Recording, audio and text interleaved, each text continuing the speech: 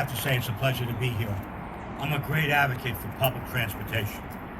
We need investments in our buses and our trains, and we've been neglected for so long. So when I see this investment, I am so happy. I am happy that we're investing in this and that we are going to build a public transportation network. And Long Island Railroad is a key part of it. I'm also looking to hope some discussions about moving more freight by rail to Long Island. And I cannot thank Sarah Lansdale, give a wave, our planning commissioner, and Lisa Picker, who handles transportation for us. But I'm happy for the community. And I want you to look at this parking lot, because done right, a year from now, you're going to be looking to expand it. Particularly if you go with the second rail, and if you electrify to Brookhaven Lab, you are going to see ridership from the North Shore and the South Shore come here as opposed to driving to Ronkonkoma. I live in Santa Maria. People who want to go to the city, they drive to Ronkonkoma because it's electrified and they don't want to change trains. If we can do that, we change the dynamic here in Eastern Suffolk. So let's go. I'm all for the MTA investing. I know one thing. Community that invests in infrastructure increases productivity and creates jobs and economic opportunity.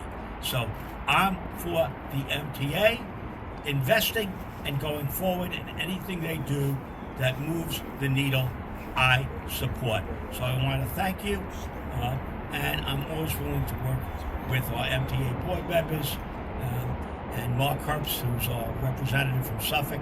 So thank you all. God bless. I know this will be a great success. State Senator Dean Murray. We've had our share of differences at times, but I will tell you this, 100% on board with this. My two favorite phrases, on time and under budget. That's amazing. Great job here. And it makes sense.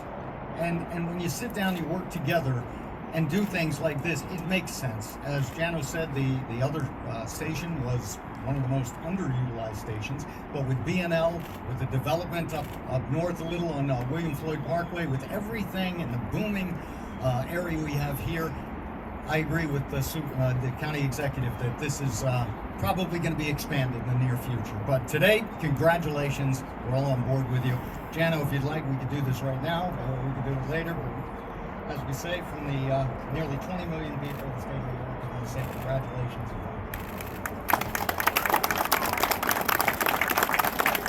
This really is a great day. We were all here in the mud together, most of us.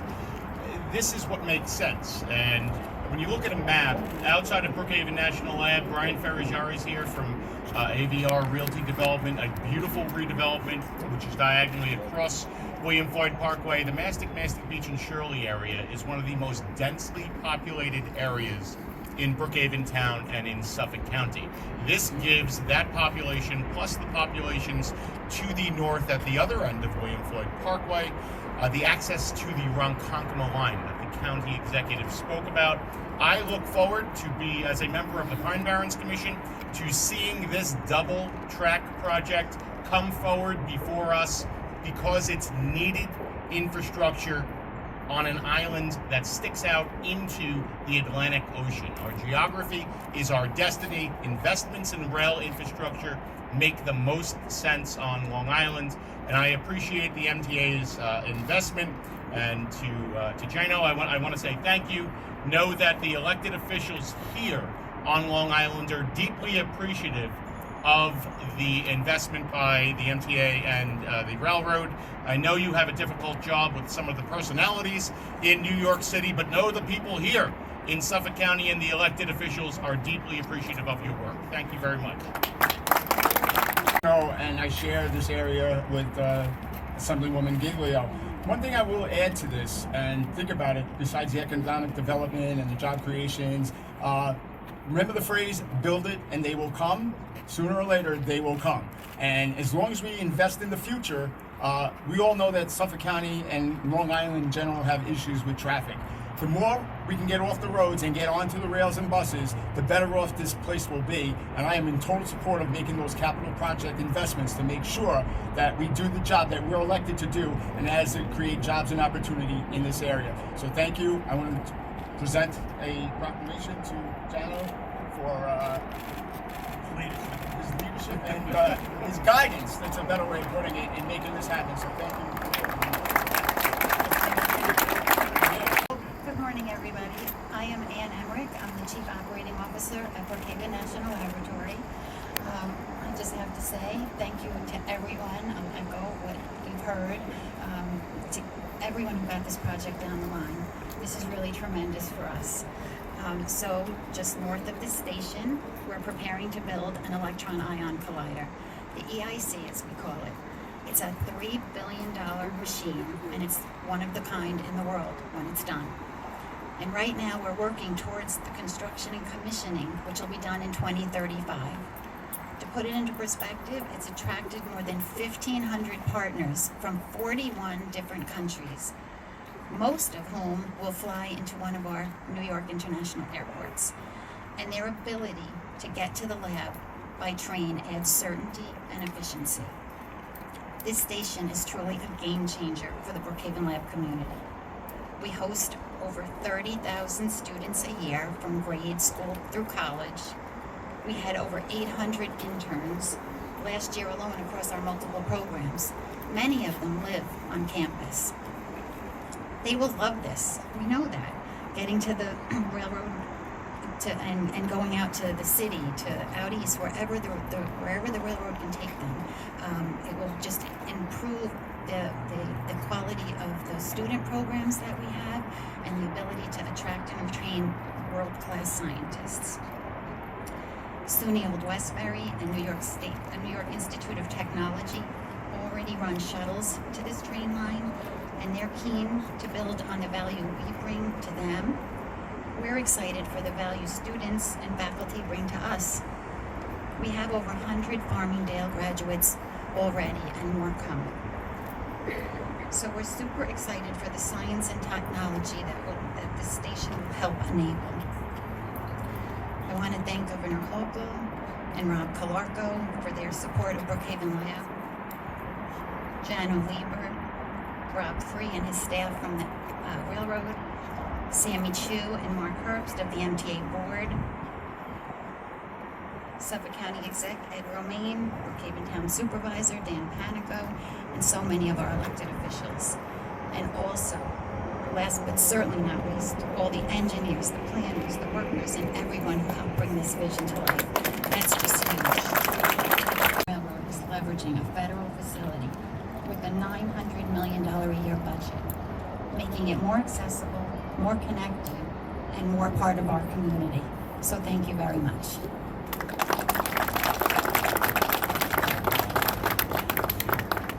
In the Long Island Railroad. And for those who do not know, Long Island Railroad leads the way at the MTA on accessible stations. With this station becoming accessible brings us down to about 6 stations that are inaccessible in the entire Long Island Railroad. And that is something to be proud of. So thank you, Jano, Jamie, Rob, and the entire team for making this come to life.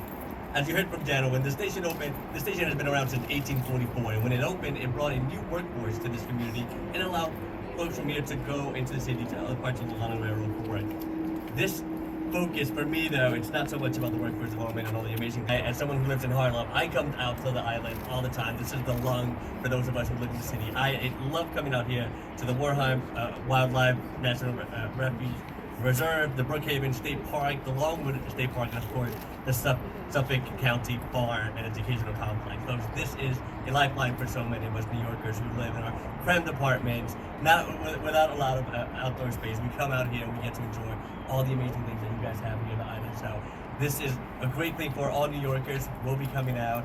Thank you all for being here and celebrating this newly accessible station. Cheers. And where people might have doubted it, we had no doubt. Give us the blueprints, give us what we need, we will make it happen. That's what labor does every single day. The men and women of labor that stand behind me, our B&B, our outside contractors, second to none. Okay, so give it to us, the tools, and we will provide you with the service you deserve and you've earned. It's been a long time coming. We thank our political friends that are all behind us, but working together is the key. Whether it's management and labor, you have Jano, you got Jamie, you got Rob Free. We know how to work together. We have our differences, but we get it done. If you give us that opportunity, we will do it for you.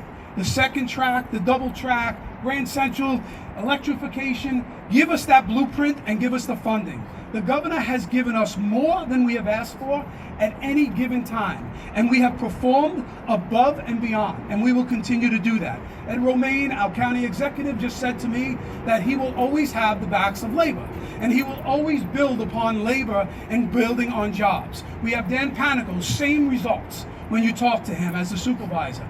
That's all we need. We just need the support from the community. We need the support from our elected officials, and we have it. So you give it to us, and we will build it. Also, don't forget that while these projects are going on, to keep everybody safe, it's the MTA police who are here day in and day out, who support us, who protect us, who we support. So let's not forget, it's a whole community, not just the MTA. But with our elected officials working together, regardless of party, that's how you get it done. And we commend the governor over and over again because she pushes for that. We commend our county executive because he pushes for that. We are going to push for that. So thank you all for having faith in us. Thank you all for the support. Thank you to my DMV forces and my supervisors and the outside labor forces. We will always be there for you. So thank you. Questions, and for the dozens of newsrooms watching on the feed, then we're going to cut a ribbon, all right, and we're going to get you some B-roll video as well. Let's start the questioning with Krista McNally right there from Channel 7 Eyewitness News. Krista. Thank you. Just a quick question. You say you're going to be looking into electrifying and looking into the second rail. Explain what looking into means. I mean, there's a ton of, first of all, having a study of this significance, committing significant resources, that is the first step to doing a major project. You don't just go out there and start building. What you got to do is evaluate. If we electrify, how many substations would we need? How can we make sure that we have enough power? How would the infrastructure work? Then you have to do also the analysis of what, in using reasonable assumptions, what kind of ridership would be attractive? What does the area need? Double tracking, the same kinds of analysis. A lot of it is in the engineering. A lot of it is in the analytics that go into planning, customer service. But we're already started. I just want to make it clear, we're not starting today. That work has already begun. And as I said, we're expecting to have some news, something to talk about in the new year. Just a follow-up to that question, is there any sort of timeline on when those studies may be completed? Like I said, we're going to be talking about at least initial findings in 2027. All right, for a follow-up to the follow-up, we go to Alfonso Castillo of Newsday TV. Alfonso. How you doing? A couple questions about expansion efforts in Suffolk. One thing that hasn't been mentioned is talk now of 5 more grade crossing eliminations in Suffolk County. Does any of that, and then all the other plans here, have anything to do or getting a boost from Amtrak's plans to bring service out to Ronkonkoma? No, we're all this that we're doing is because, as the county executive said, this is all about supporting Suffolk County's expansion, housing growth, and meeting the needs of a burgeoning region. There was great news this week when we found out that the feds were going to give us a grant to study and begin designing and engineering and planning for those 5 grade crossings. You reported on it, and the project that we're celebrating today is another step, and yet another step is the study that we're announcing and talking about today. Another follow-up, another project potentially was the yard in Port Jefferson. I know we've got the county executive here last week. Was with the governor, feeling optimistic that you could get this deal done to close on the Lawrence Aviation property.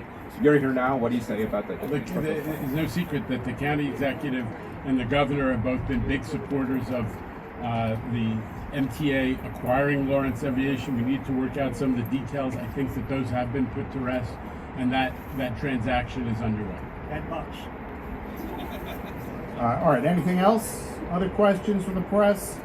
Very well. Then we're going to set up for a fabulous ribbon cutting, and we're about 7 minutes from the first train stopping right here at this station. You're all welcome to get on. Thanks, everybody. Stand by at the guy in the suit down there, please. All right, one more for this gentleman, the light blue. All right, now here we go, everybody. Stand by. In 5, 4, 3, 2, 1. Let's have a station.